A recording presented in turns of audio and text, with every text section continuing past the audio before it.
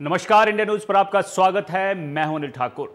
जुलाई में अब तक हुई मानसून की बारिश ने हिमाचल में पिछले कई सालों का रिकॉर्ड तोड़ दिया है।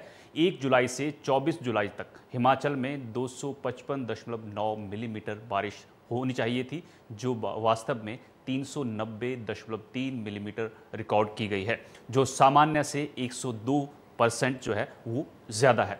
साल 2021 में पहले की रिपोर्ट को देखें तो जुलाई के महीने में लगातार सामान्य से कम बारिश होती रही है। 2021 के बाद हिमाचल में जुलाई के महीने में सामान्य से ज़्यादा बारिश रिकॉर्ड की गई है, पर इस बार बारिश ने अपने कई रिकॉर्ड खुद ही तोड़े हैं।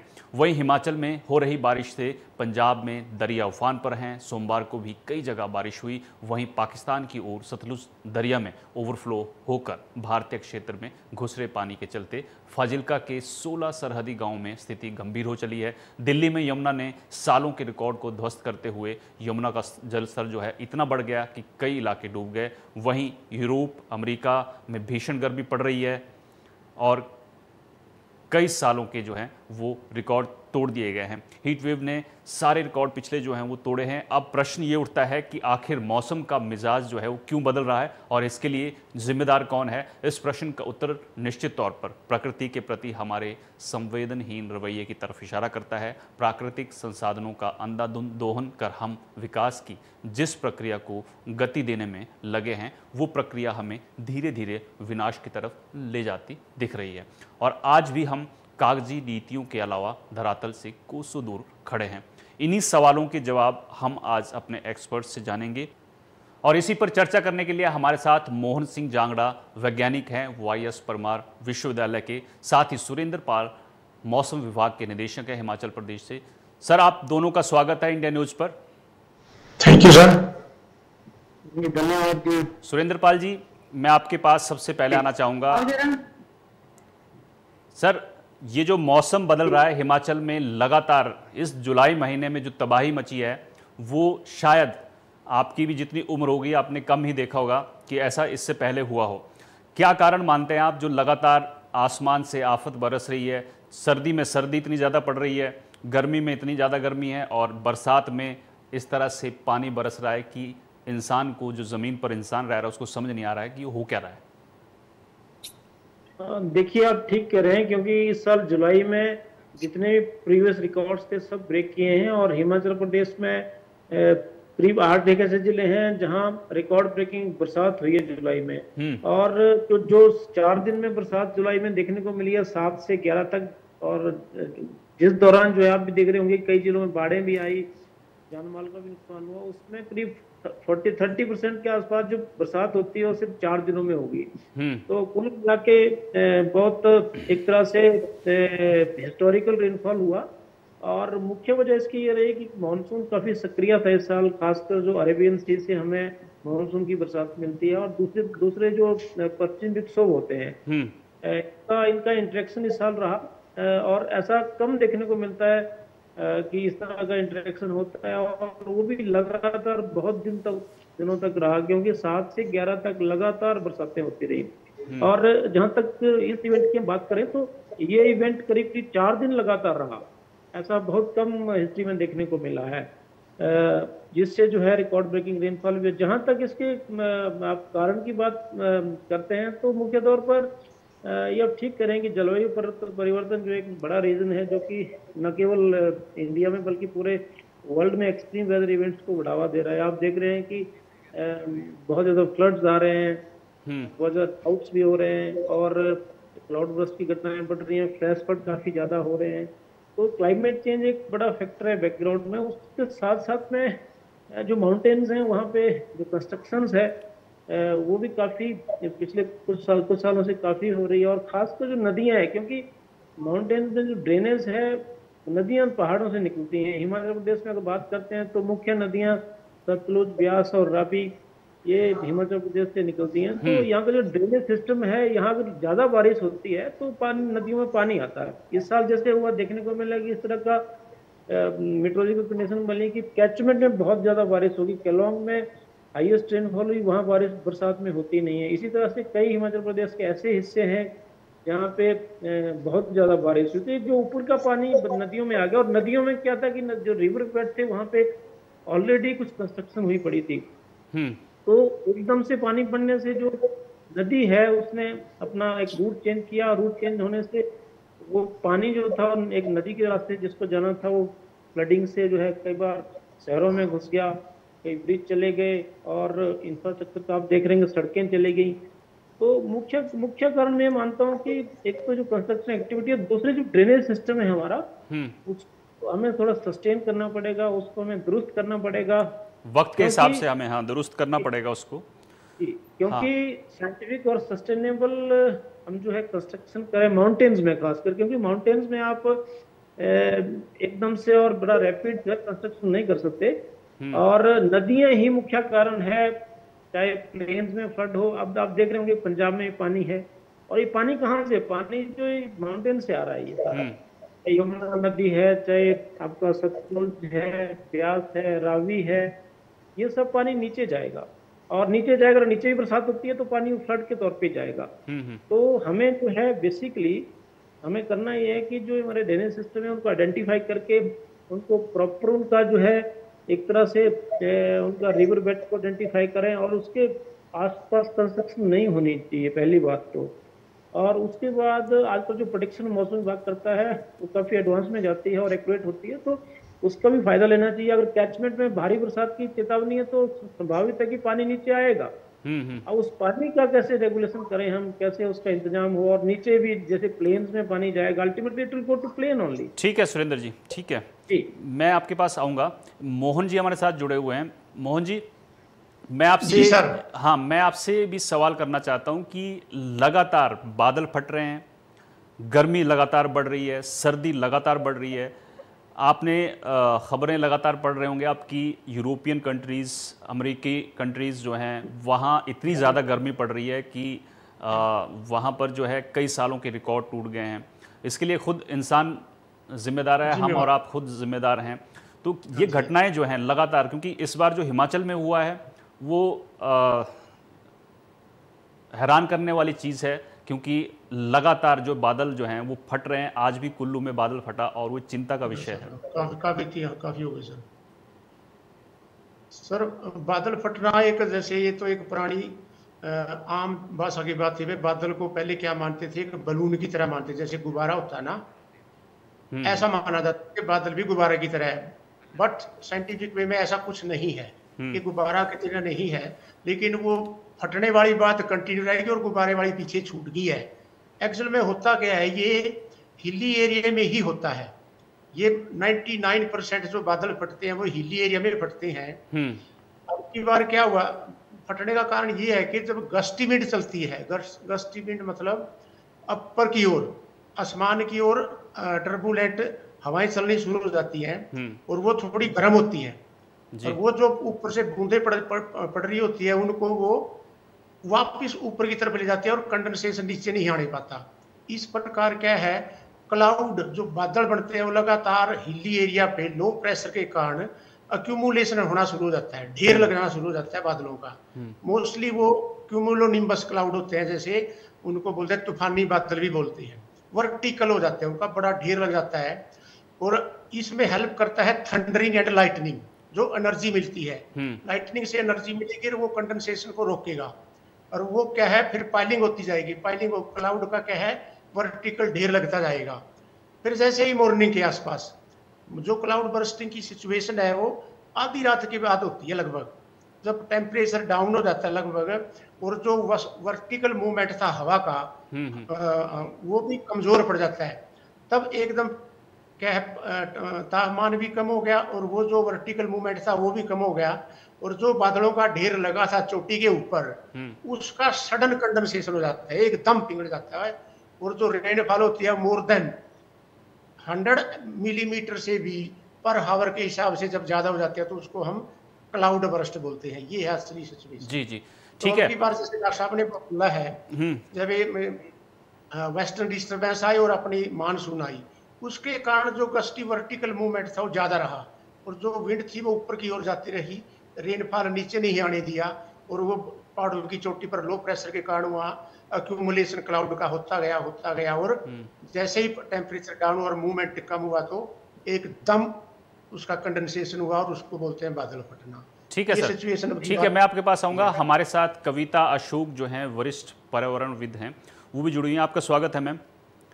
मैम, आपसे मैं जानना चाहता हूँ, आपने देखा होगा कि दिल्ली, आधी दिल्ली जो है वो डूबने के कगार पे थी। अगर बारिश कहीं 2-3 दिन और ज़्यादा जिस तरह से हुई हिमाचल में वैसी होती, पंजाब, चंडीगढ़, हरियाणा, दिल्ली तक हालात ख़राब थे। रेगिस्तान में बाइकें जो हैं गलियों में बह रही हैं। गुजरात में देखा हमने कि चक्रवात जो है वो कई दिनों तक तबाही मचाता रहा। तो ये जो सारी चीज़ें जो हो रही हैं, चाहे दुनिया के किसी भी कोने की बात की जाए, तो किस तरह से देखती हैं आप, और इसमें क्या जो नीतियां हैं उनमें किस तरह से हमें चेंज करना चाहिए? क्योंकि आर्थिक विकास के लिए हम लगातार प्राकृतिक संसाधनों का दोहन तो कर रहे हैं, लेकिन उसकी कीमत भी हमें अदा करनी पड़ रही है। बिल्कुल सही कहा आपने। अपने प्रश्न का जो जवाब है वो खुद थोड़ा सा मुझे दे ही दिया है कि मैं ये समझती हूँ कि देखिए, विकास के नाम पर जो पहाड़ों का हमने नाश किया है पिछले समझ लीजिए 20-25 सालों में, टूरिज्म इंडस्ट्री को बढ़ावा देने के लिए हिमाचल, उत्तराखंड जैसी जगह पर हमने जो टूरिज्म को बढ़ावा दिया है, इकोनॉमी तो देखो टेम्पररी जो है वो इम्प्रूव हो जाती है कि जब टूरिस्ट जाते हैं पहाड़ों में तो ऑफकोर्स वहाँ की इकोनॉमी बेटर इम्प्रूव होती है। मगर हमने ये नहीं देखा कि जो क्लाइमेट चेंज होगा, जो वहां पर वातावरण जब आप किसी जगह का बदलेंगे मैन मेड तरीकों से, यानी कि एक्स्ट्रा जो आपने रोड्स बनाई हैं, पहाड़ काट दिए, सारे पेड़ काटेंगे, तो जब जैसे फ्लड भी आएगा किसी जगह तो वो रुकेगा कैसे? पानी रोकने के लिए जड़ें चाहिए, मजबूत पहाड़ में पेड़ चाहिए ऐसे मजबूत जो पानी को पकड़े। या ग्लेशियर अगर मेल्ट होता है उसका पानी भी कई बार नदियों में इस तरह से आता है तो पकड़ने को कोई उसकी जड़ें नहीं है। तो सबसे पहली बात तो ये है कि विकास के नाम पर प्रकृति के साथ जो ज्यादती हुई है वो मैं सोचती हूँ बहुत गलत है और बहुत ज्यादा हो गई है। देखिए, लिमिटेड तरीके पे विकास तो हम खुद चाहते हैं कि पूरे देश में हो और पहाड़ों में भी हो जी, और जो हमारे भाई बहन पहाड़ों में रहते हैं उनका भी तो एरिया का डेवलपमेंट होना चाहिए, सही बात है। मगर मुझे ऐसा लगता है कि जिस तरह से हम देख रहे हैं उत्तराखंड में हर बार जो हर 2-4 साल में इस तरह से आ जाता है नेचुरल डिजीजेस, तो मैं मानती हूँ जैसे कि सर ने कहा कि जो प्राकृतिक कारण वो तो है ही है, नेचुरल डिजास्टर्स हैं, हम उनको पहाड़ों को हम रोक नहीं सकते, चट्टानों को फिसलने से हम नहीं रोक सकते, ग्लेशियर मेल्टिंग को हम नहीं रोक सकते। मगर हम कर क्या रहे हैं? हम इतना ज्यादा अपना कार्बन फुटप्रिंट बढ़ा रहे हैं, यानी कि हर व्यक्ति पृथ्वी पर अपना इतना ज्यादा योगदान दे रहा है ग्लोबल वार्मिंग में कि वो क्लाइमेट चेंज बनकर अब हमारे सामने आ रहा है। तो जितने भी लोग ये कहते थे ना कि क्लाइमेट चेंज कुछ नहीं है, ये सिर्फ एक डिबेट का टॉपिक हो रही हैं और सब बेकार है, आज मैं कहूंगी कि आपके सामने जो है सबूत है, ये प्रमाण है। नॉट ओनली इन इंडिया, आप देखो स्पेन, टर्की, यूके, यूएस, सारा का सारा पानी में भरा और बह रहा है। तो ये इसका कारण क्या होगा? सबका कारण ये है कि सब जगह लोगों की गलती सेम है। ठीक है मैम, कार्बन फुटप्रिंट बड़ा है, पोल्यूशन बढ़ा है और सारे पेड़ हमने काट दिए। ठीक है, मैं आपके पास आऊँगा। सुरेंद्र जी, मैं आपसे एक और सवाल लेना चाहूँगा कि अभी ये भी देखा है हमने कि मौसम जो है वो कुछ दिन आगे बढ़ गया है। आपको अप्रैल में भी वो मौसम जो पहले होता था अब आपको नहीं देखने को मिलेगा। सर्दी की जगह गर्मी, गर्मी की जगह सर्दी, बरसात कभी भी पड़ जाती है। अगर आप नवंबर में देखें तो कभी ऐसी बारिश हो जाती है जिससे बाढ़ आ जाती है। तो क्या लगता है कि जो आने वाला वक्त है वो उसको आप किस तरह से देखते हैं कि किस तरह से मौसम में और ज़्यादा बदलाव आने वाले हैं? देखिए, बदलाव संभाविक है। जैसे आप देखते हैं कि मानसून भी अभी जो है मिड अक्टूबर तक जाने लगा है, तो मानसून का विड्रॉल तो यूजुअली सितंबर 20 के आसपास हुआ करता था। अब आप जो है अक्टूबर में भी मानसून रेंज देखते हैं, तो उससे न केवल एक शिफ्ट है मानसून विड्रॉल में, लेकिन उससे ओवरऑल जो आपका जो एग्रीकल्चर पैटर्न है, दूसरी सर्विसेज हैं, वो भी इफेक्ट करती हैं। और जहां तक अनटाइमली रेन्स की बात है, इस साल आप देख रहे होंगे कि हिमाचल प्रदेश में अप्रैल और मई में हाईएस्ट रेनफॉल हुआ और जो कि रिकॉर्ड ब्रेकिंग हिस्ट्री में नहीं हुआ इतना बरसात। तो ये सब जो चीजें हैं, ये जो अनटाइमली रेन और एक्सट्रीम वेदर इवेंट जो बढ़ रहे हैं, आगे और बढ़ेंगे। तो बॉटम लाइन ये है कि हमें जो है बहुत ज़्यादा इसके ऊपर राउंड द क्लॉक जो है, चाहे डिजास्टर मैनेजमेंट अथॉरिटीज़ हैं या मौसम विभाग है, जितने भी तमाम जो सरकार के महकमे हैं उनको मिलके काम करना पड़ेगा, और खासकर बहुत शॉर्ट टर्म और बहुत मीडियम टर्म प्लान्स हमें लाने पड़ेंगे, क्योंकि इस चीज़ को टैकल करने के लिए हमें बहुत जो है अर्ली वार्निंग सिस्टम बहुत अच्छा करना पड़ेगा। हमारा दुरुस्त है, बहुत एडवांस हम बताने लग गए हैं आजकल हर चीज़, और राउंड द क्लॉक भी बताते हैं, लेकिन साथ साथ में जो डिजास्टर मैनेजमेंट अथॉरिटीज हैं उनको भी इक्वली काम करना पड़ेगा। और सबसे इम्पोर्टेंट है कि माउंटेन्स में जब भी आप कोई इकोनॉमिक एक्टिविटी करते हैं तो उसमें हमें थोड़ा सा जो है बहुत साइंटिफिक और इंजीनियरिंग बहुत अच्छा होना चाहिए वहाँ पे। जैसे आप जो है सड़क बना रहे हैं, पुल बना रहे हैं, तो जैसे पुल भी हमने देखा कि पीछे काफी बह गए, तो उसका कारण ये भी रहा कि पुल की जो हाइट थी वो बहुत ज्यादा नहीं था। तो ये सारा पूरा हमें डिजाइन करनी पड़ेंगी चीजें, इसको पूरा फॉर्मेट करना पड़ेगा। और मुझे लग रहा है कि बीच में जो भी हमारे कंस्ट्रक्शंस हैं, जैसे स्टेट के वर्क्स डिपार्टमेंट है, उसमें अर्थ साइंटिस्ट हों, जियोलॉजी से लोग हों, और जिस तरह से पहले हमारे माउंटेन्स में डेवलपमेंट्स हुई, चाहे बिल्डिंग्स बनी, पुल बने, रेलवे ट्रैक्स भी बने, वो आज भी इंटैक्ट हैं। तो हमें उस दिशा में काम करना पड़ेगा। और खासकर जैसे मैंने कहा, जो फ्लड्स आते हैं माउंटेन्स में उनको आइडेंटिफाई करना पड़ेगा। जो हमारे ड्रेनेज है उनको प्रॉपर हमें आइडेंटिफाई करके उनको प्रॉपर करना पड़ेगा। और जो भी रिवर बेड है, एक कैचमेंट है, वहाँ पे कंस्ट्रक्शन वगैरह या इस तरह का काम नहीं होना चाहिए। ये मुझे लगता है हम कर भी सकते हैं, और ये सब चीजें करने लायक भी हैं, डुएबल है सब एक्टिविटीज। और ये अच्छी बात है कि जी ठीक है मोहन सर, मैं आपसे भी एक सवाल लेना चाहूँगा। जिस तरह से आप कह रहे थे कि बादल फटने की घटनाएं जो है उसके बारे में आप बता रहे थे, मैं खुद बिलासपुर से आता हूँ, मैं कभी देखा नहीं था कि वहाँ भी बादल फटने लगे हैं, क्योंकि हिमालयन रेंज है जो उत्तराखंड में, किन्नौर में ले लीजिए आप, कुल्लू मनाली, इस मंडी के अपर एरियाज जो हैं वहाँ बादल फटने की घटनाएं होती थी, उतनी ज़्यादा नहीं होती थी जितनी अभी हो रही हैं। लेकिन जो निचले एरियाज वहाँ लैंडस्लाइड्स, बादल फटने की घटनाएं लगातार हो रही हैं, इसके पीछे वजह? बिल्कुल सर, बिल्कुल। अब की बार जैसे वो अब की बार यही था, इसका मेन रीजन रहा अब की बार ज्यादा होने का, कि जो मानसून तो आया ही आया, साथ में जो पश्चिमी विक्षोभ आया उसने, दोनों ने मिलके वर्टिकल मूवमेंट इसने स्टार्ट किया, चाहे लोअर हिमाचल हो चाहे अपर हो। ये बादल फटने की जो घटना है वो लगभग 1000 मीटर से सी लेवल से स्टार्ट हो जाती है और 2500 तक चलता है।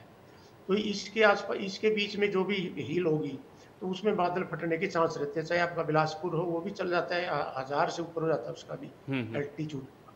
तो वहाँ लोअर प्रेशर बनेगा, हवा ऊपर की तरफ जाएगी, तो नीचे की हवा थोड़ी गर्म होती है, वो प्रेसिपिटेशन को रोकती है, वहाँ प्रेसिपिटेशन नहीं हो पाता, इसलिए जो बादल में जो पानी है वो वहाँ एक्यूमुलेट होना शुरू हो जाता है।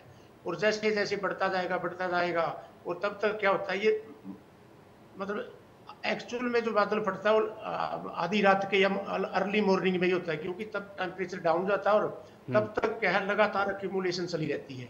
तो सडन कंडेंसेशन को हम बादल फटना कहते हैं। तब इतना रेनफॉल हो जाता है कि पूरा लैंड स्लाइड हो गया, पेड़ों को उठा लेगा, आपकी चाहे ऑर्चार्ड लगे हैं, चाहे आपकी दूसरी क्रॉप है, उनको साथ में भाग के भी ले जाएगा। फिर उन्हीं देखता रास्ते में मकान है, पुल है, क्या है, सब कुछ इतनी स्पीड होती है उसकी, तो वो फिर तो नाश ही करता है सब। ठीक है सर, ठीक है। हाँ ठीक है, कविता मैम, मैं आपके पास भी आना चाहूँगा। अभी जो कुल्लू मनाली में बादल फटा, उसके बाद ब्यास का जल स्तर इतना ऊपर आ गया था कि ब्रिजेस, जो नदी के ऊपर पुल बने थे, वो कहीं ना कहीं पानी के अंदर डूब गए थे। एक ब्रिज का एक वीडियो सामने आया था जिसमें जो ब्रिज है उस पर प्लास्टिक का कचरा इतना ज़्यादा भरा हुआ था कि वो वीडियो ट्विटर, फेसबुक पर वायरल हो रहा था। तो जो लोग पहाड़ों पर जाते हैं, प्लास्टिक का कचरा वहाँ फेंक कर आ जाते हैं, क्या वो लोग जिम्मेदार हैं इन सारी चीज़ों के लिए? नंबर 1। नंबर 2, सुरेंद्र पाल जी ने कहा कि ड्रेनेज सिस्टम जो है, चाहे पहाड़ों की बात करें, चाहे चंडीगढ़ की बात करें, पंजाब, दिल्ली, यहाँ पर एक हल्की सी बारिश हो जाती है तो गलियों में बाइक्स बहना शुरू हो जाती हैं, लोगों के घर डूबने शुरू हो जाते हैं। क्या ड्रेनेज सिस्टम, इसमें भी सुधार की ज़रूरत है? देखिए, हमारा जो ड्रेनेज सिस्टम है वो चाहे दिल्ली का हो, चाहे वो कोई चंडीगढ़ या पंजाब का कोई शहर हो, चाहे हिमाचल हो, इतना पुअर सिस्टम है हमारा। जो सीवेज है, जो ड्रेनेज है, वो इतना हमारा खराब है। मतलब आई मस्ट से कि सिस्टम हमारा इतना वो स्ट्रीमलाइंड है ही नहीं। चाहे आप ये देखें कि यमुना से अगर आप उसका सीवेज का स्ट्रीमलाइनिंग देखें कि कैसी है, क्योंकि फैक्ट्री से जो भी आता है वो यहीं जमा हो रहा है नदी के पार। दिल्ली में तो हम देख रहे हैं। दूसरी बात मैं कहना चाहूंगी कि जो ये पूरे साल इस पे काम होना होगा ड्रेनेज पे, ऐसे नहीं है कि जब पानी आया, जब फ्लडिंग आई तब हम भाग रहे हैं कि हमारी नालियां ठीक नहीं है, हमारी म्यूनिसिपैलिटी काम नहीं कर रही है। तो ये तो जो अधिकारी हैं, जो एडमिनिस्ट्रेशन है, मुझे लगता है उस डिपार्टमेंट में बहुत सख्ती होनी चाहिए, ताकि हर शहर का ड्रेनेज सिस्टम इतना अच्छा होना चाहिए कि जब भी कोई ऐसी आपदा आए तो कुछ उसमें फंसे नहीं, और वो जो गंद है वो निकल कर सड़कों पे ना फैले। पहली बात तो ये। दूसरी बात मैं समझती हूँ कि जब सरकार अपना काम ठीक से करे तो जो नागरिक हैं वो पूरे जिम्मेदार हो। मैं खुद प्लास्टिक पोल्यूशन का एक कैंपेन 2019 से चला रही हूँ, पर मैंने देखा है कि लोग जिम्मेदारी से इस बात को समझते ही नहीं है, क्योंकि जो पहाड़ों पे जा रहा है, क्योंकि अभी हम पहाड़ों की बात करें स्पेशली, जो जा रहा है टूरिज्म में, चाहे वो कहीं भी जाए, केरला जाए, हिमाचल जाए, चाहे उत्तराखंड जाए, वो सोचता है मेरी पिकनिक है, मेरी पार्टी है, और इसी में हमारा स्टाइल है, इसी में फन है कि हमने वहीं खाया और वहीं फेंका। तो ये जो थ्योरी है ना, जो फन वाली, वो हमें चेंज करनी होगी कि जो मजा है वो प्रकृति को संवारने में है, उसे खराब करने में नहीं है। तो ये जो नीति अगर हर आदमी अपना लेगा, छोटे छोटे बच्चों को स्कूलों में सिखाएं अगर आप कि इस तरह से एनवायरनमेंट को कैसे ध्यान रखना है, कैसे नीट रखना है, तो स्वच्छ भारत का जो सपना है ना प्रधानमंत्री जी का, वो तभी सच होगा, हर आदमी, हर बच्चा शामिल हो जाए। जी, बहुत शुक्रिया कविता मैम, मोहन सर और सुरेंद्र पाल जी, आपका इंडिया न्यूज़ से जुड़ने के लिए। तो आप लोगों ने सुना कि किस तरह से ये जो प्राकृतिक आपदा है, इसके लिए हम खुद जिम्मेदार हैं, हम खुद गलतियां कर रहे हैं और उसको भुगत भी रहे हैं। तो मेरे साथ इतना ही, आप जुड़े रहिए इंडिया न्यूज़ के साथ। नमस्कार।